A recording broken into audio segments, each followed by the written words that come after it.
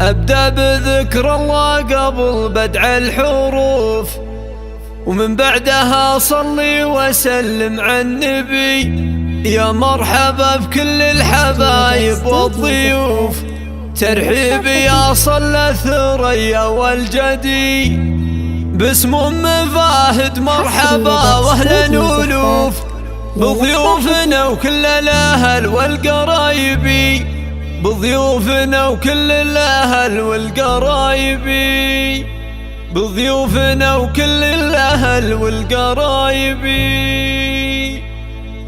أبدأ بذكر الله قبل بدع الحروف، من بعدها صلي وسلم على النبي. يا مرحبا بكل الحبايب والضيوف، ترحيب يا صلى الثريا والجدي. باسم أم فهد مرحبا واهلا ألوف، بضيوفنا وكل الأهل والقرايبي، بضيوفنا وكل الأهل والقرايبي. في حفلها صفت مباخرها صفوف، من طيبها بنت الكريم الطيبي. في حفل رجال يساوي له ألوف، حاتم عريب الساس فعله يشهدي. مبروك لك بقرا المعاني والحروف، يا حاتم جعل العمر بافراحك مدي، يا حاتم جعل العمر بافراحك مدي. يا الطيب اللي في مراقبه ينوف، يالله عساه افراح عمره تبتدي. يا ام فهد تغردي وحل الكفوف، وافراحي في عرس ابنك افرحي. يا ام الحلا والزين كله والوصوف، شيخها اصيله وبنت عز ومنسبي، شيخها اصيله وبنت عز ومنسبي. يا حاتم افرح والفرح حولك يطوف، يا راعي الطلات والمجد الثري. يا نزل شيخ الاعتزاء وقف وقوف، عز وفخر نعم الكريم الاجودي. من طيب ابوك الكفو زيزوم الظروف، راعي الكرم والجود ذكر ومسندي، راعي الكرم والجود ذكر ومسندي. خوالك الشجعان